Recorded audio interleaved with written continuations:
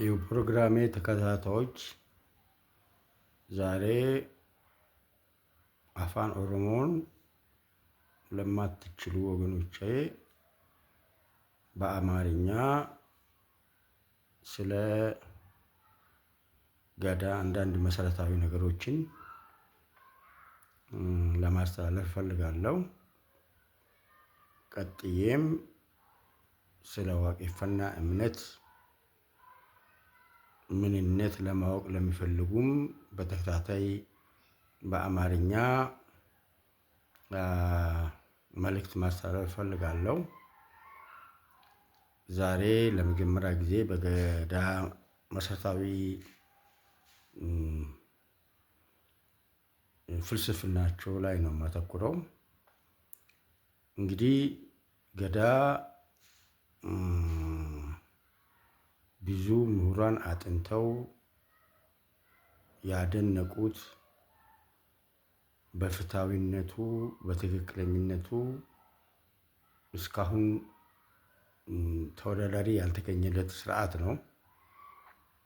ይሄ ስርዓት ያው ኦሮሞ በቃላት በጽሁፍ የተቀመጠ ህግ ሳይሆን በቃል ትምህርት ተሰጥቶበት በጨፌ ላይ ትምህርት ይሰጣል። ከዛ በኋላ ትምህርቱን የወሰዱ ሰዎች ይተገብሩታል ማለት ነው።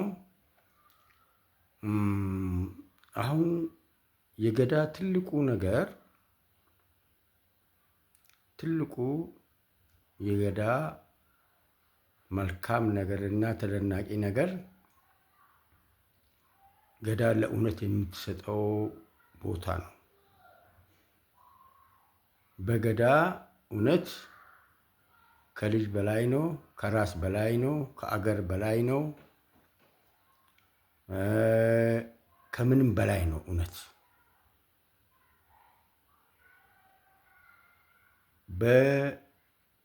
በገዳ ስርዓት ውስጥ እውነት ለድርድር አትቀርብም። እውነትም ደግሞ ስናይ በዚህ ምድር ላይ እውነት የእውነት ተፈላጊነት የእውነት ጠቃሚነት የሰው ልጅ ተረድቶ እንደ ገዳ ስርዓት የተጠቀመበት አይመስለኝም። አሁን እውነት ስትጠፋ ሰላም ይጠፋል።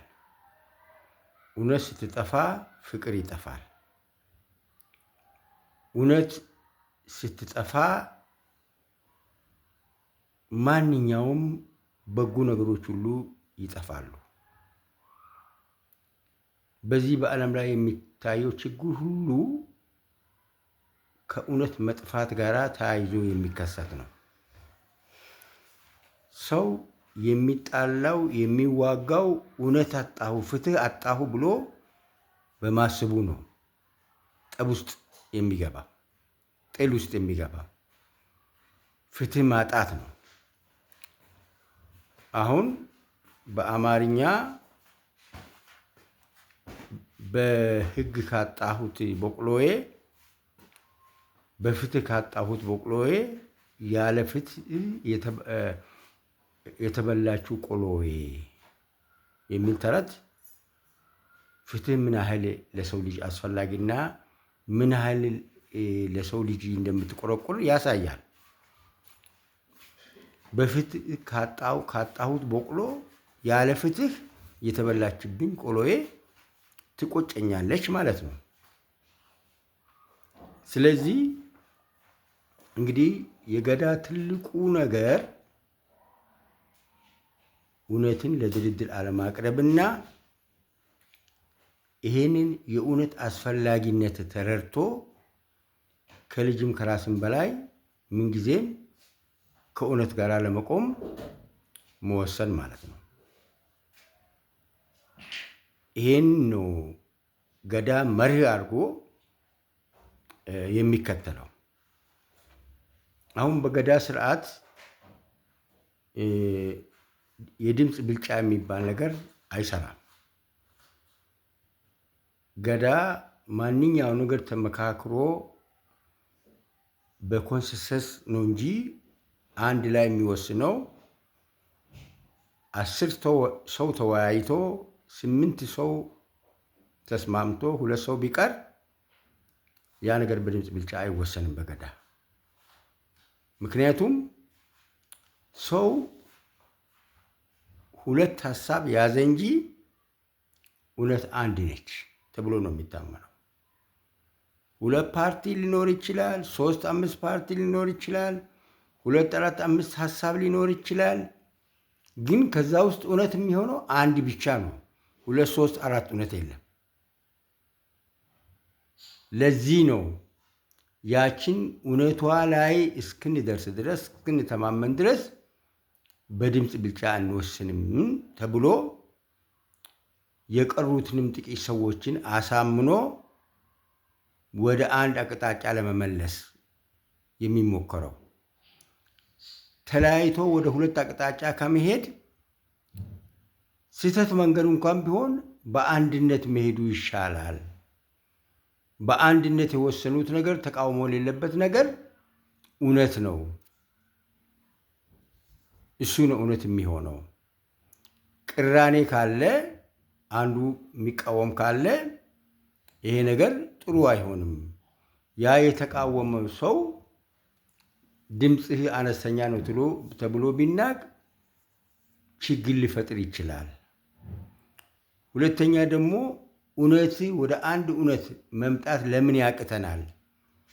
እውነትን አስረድተን አሳምነን ሁላችንም ወደ አንድ አቅጣጫ መምጣት አለብን ተብሎ ስለሚታመን በገዳ ስርዓቱ ውስጥ በድምፅ ብልጫ የሚወሰን ነገር የለም። ነገሮች ያቡልት የሚባል ነገር አለ። ዛሬ ባይስማሙ እስቲ እደሩና ተኙና አስቡበትና ሌላ ጊዜ ተገናኝተን እንነጋገራለን ተብሎ ይወሰናል እንጂ ቀጠሮ ይሰጥበታል እንጂ አይ በድምፅ ብቻ ወስናል ተብሎ የሚል መለያየት ነገር የለም። አሁን ገዳ ዲሞክራቲክ ነች እስካሁን ድረስ። ሌሎች በዲሞክራሲ በለጸግን ያሉት አገሮች እንኳን ያልደረሱበት ነው ተብሎ የሚታመነው አንድ ምሳሌ ማቅረብ እፈልጋለሁ። አሁን በዲሞክራሲ በልጽጋለች በምትባለው አሜሪካ የሰው ልጅ ያለው መብት ምንድን ነው? የሚመራውን ሰው መምረጥ መቻል ነው። በራሱ ድምፅ በመረጠው ሰው መመራቱ ነው ዲሞክራሲ ተብሎ የሚወራ። ለመመረጥ ደግሞ ብዙ ገንዘብ፣ ብዙ ደጋፊ ያስፈልግሃል። መሪ የመሆን እድል ያላቸው ጥቂት ሰዎች ናቸው። ሰፊው ሕዝብ ግን የመምረጥ እድል ብቻ ነው ያለው። ወደ ገዳ ስርዓት ስንመጣ እያንዳንዱ ኦሮሞ ከአምስቱ የገዳ ድርጅቶች ውስጥ ይኖራል። የግድ አንድ ውስጥ ይኖራል። ስለዚህ በ8 ዓመት ዞሮ ሲሄድ እያንዳንዱ ህዝብ ሰው በዕድሜ ውስጥ ለ8 ዓመት ባለስልጣን ይሆናል ማለት ነው። ማንም ሰው መመራት ብቻ ሳይሆን ከዕድሜ ውስጥ ለ8 ዓመት የመምራት እድል ያገኛል ማለት ነው። እንግዲህ የመምራት እድል ሲባል ምንድን ነው? የዛ እንደ ፓርቲ እንውሰደው 5 የገዳ ቅርንጫፎች አሉ። እንደ ፓርቲ ብንወስዳቸው ቢርመጂ፣ ሜልባ፣ ሚችሌ፣ ዱሎ፣ ሮበሌ የሚባሉ ናቸው። ከዛ ውስጥ ኦሮሞ አንድ ውስጥ ይሆናል። ከዛ ዞሮ ሲደርሰው በዛ በ8 ዘመን ውስጥ የዛ ፓርቲ አባል በሙሉ ባለስልጣን ይሆናል። ባለስልጣን ይሆናል ማለት በቄው ጭምር አንድ ሰው በሰፈሩ የዛ የገዳ አባል የገዳው ጊዜው የደረሰው ባለስልጣን ከሆነ በሰፈሩ ይከበራል። የሚቀመጥበት ቦታ ልዩ ቦታ ይሰጣል። ድግስ ሲደገስ ለባለ ገዳው ተብሎ ወይ ወርች ወይ ከዛ ከሚታረደው ከብት ለገዳው ባለስልጣኑ ተብሎ የሚቀመጥ ሽንጥ ሊሆን ይችላል፣ ወርች ሊሆን ይችላል፣ የሚሰጠው አለ። ከተሰራው ምግብ ውስጥ ጩኮ በእንትን የተዘጋጀ ይሄ የባለገዳው ድርሻ ነው ተብሎ ይሰጣል። ወንዝ ሲሄዱ ውሃ ሲቀዱ የሱ ሚስት ቅድማ ይሰጣታል። ወረፋ አትጠብቅም። የሱ ከብት ወረፋ አይጠብቅም። ስለዚህ እንደ ባለስልጣን ተወስዶ ሁሉም ሰው ለ8 ዓመት ከማህበረሰቡ ክብር እንዲያገኝ ይደረጋል ማለት ነው። መቀመጫ ሲቀመጥም የክብር ቦታ ለብቻ ለነሱ ለባለገዳዎቹ ይሰጣል። በዛ በ8 ዘመናቸው ውስጥ በሰፈራቸው ትልቁ የገዳው መሪ ብቻ ሳይሆን የዛ አባል የሆነ በየሰፈሩ ያሉ ከነሚስቱ ከነባሏ የተለየ ክብር እየተሰጣቸው ማህበረሰቡ እያከበራቸው ውሳኔ እየሰጡ ሰፈሩን እያስተዳደሩ በሰፈራቸው ውስጥ አለቃ ሆኖ ገዢ ሆነው አስተዳዳሪ ሆነው ይኖር ማለት ነው። ስለዚህ እያንዳንዱ ሰው እንደዚህ እንደ አሜሪካ የመምረጥ ብቻ ሳይሆን እያንዳንዱ ሰው ስልጣን የማግኘት እድልና መብት ያጎናጸፈ ነው ገዳ። አዋቂ፣ አጭር፣ ረዥም፣ ጥቁር ምን ሳይባል ድሃ ምንም ሀብታም ሳይባል ሰው በመሆኑ ብቻ ለ8 ዓመት ባለስልጣን ሆኖ በሰፈሩ እያስተዳደረ እየተከበረ የመኖር መብትና እድል ይሰጣል ማለት ነው። ገዳ እንግዲህ ሰውን ሁሉ እኩል አደረገ። በዲሞክራሲው ከአሜሪካ ህገ መንግስት ከሰጠው በላይ ገዳ ለእያንዳንዱ የሰው ልጅ የሰጠው ይበልጣል የሚባለው ይሄ ነው። ለዚህ ነው እንግዲህ ገዳ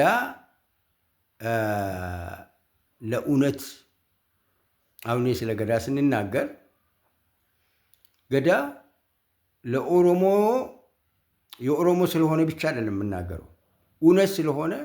እውነት ደግሞ የኦሮሞ ብቻ አይደለችም፣ የማንም የሰው ልጅ እውነት ማንም የሰው ልጅ የሚፈልጋት የምትጠቅም ነች። ስለዚህ ለእውነት ክብር መስጠት፣ ለእውነት ማደር ከልጃችን በላይ ከራሳችን በላይ ከምናችንም በላይ ለእውነት ቅድሚያ ስንሰጥ የምናገኘው ሰላም፣ የምናገኘው በረከት፣ የምናገኘው ፍቅር፣ የምናገኘው አንድነት በማህበረሰቡ ውስጥ ይሰፍናል ማለት ነው።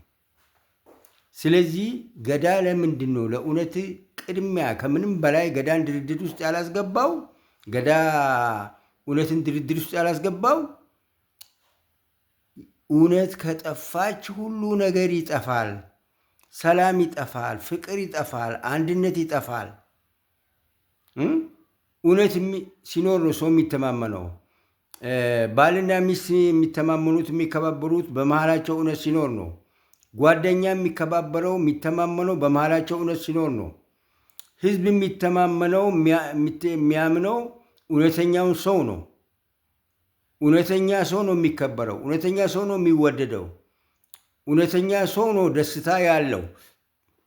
ከህዝብም ጋራ የታረቀ ከህዝብም ጋራ የሚዋደድ ከራሱም ጋራ የሚዋደድ በማንኛውም ሰው ዘንድ ክብርና ፍቅር የሚያገኘው እውነተኛ ሰው ነው። ስለዚህ የገዳ ትልቁ ምስጢርና ገዳን ተወዳጅነት ያደረገው ገዳ ለእውነት የሰጠችው ከፍተኛ ቦታ ነው። በገዳ ውስጥ እውነት ድርድር ውስጥ አትገባም የሚባለው ለዚህ ነው። ስለዚህ ይሄንን ነገር ደግሞ ልክ ቁርአን እግዚአብሔር ሰጠን ብሎ እስላም እንደሚያምንና መጽሐፍ ቅዱስንም ደግሞ ክርስቲያኖች ከእግዚአብሔር የሰጣቸው ቃል ተደርጎ እንደሚታሰብ ገዳ እግዚአብሔር ለሰው ልጅ የሰጠው እውነተኛ መንገድ ነው ተብሎ ይታመናል። የገዳን ሕግ የምናከብረው እንቀጣለን ብለን ሳይሆን ሰው ገዳ ፊት ቆሞ የሰራውን ነገር ያምናል እንጂ አይዋሽም። ቢዋሽ ደግሞ ምንድነው የሚባለው? እግዚአብሔር እውነትን ይፈልግልህ ተብሎ ለዛ ሰውዬ ተወው ተብሎ ይነገራል። ስለዚህ ያ ሰው ከምን ያገኛል ማለት ነው? ከእግዚአብሔር ያገኛል። ገዳ ፊት፣ ሸማግሌዎች ፊት ቆሞ ሰዎቹም ማይዋሹት የሰሩትን ሁሉ አምኖ የሚቀበሉት እውነተኛ የሆነ የገዳ አምላክ ስለማይለቃቸው ስለሚያውቁ ፍርድ የሚሰጡም ውሳኔ የሚሰጡም ሰዎች እውነተኞች ስለሆኑ በዚህ ምክንያት በገዳ ፊት ውሸት መናገር፣ መዋሸት ያለመሞከር የተገኘውም በዚህ ምክንያት ነው ተብሎ ይታመናልና ስለዚህ ስለ ገዳ ለዛሬ ይሄንኑ ነው የምለው። መሰረቱ የገዳ መሰረት እውነት ነው።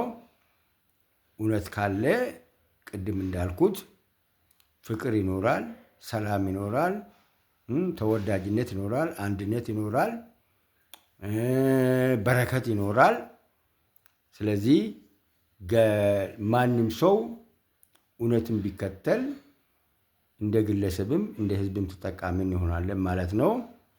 ስለዚህ የገዳ ዋናው ፍሬ ነገር ለእውነት ከፍተኛ ቦታ መስጠትና እውነተኛ ሆኖ መገኘት ነው።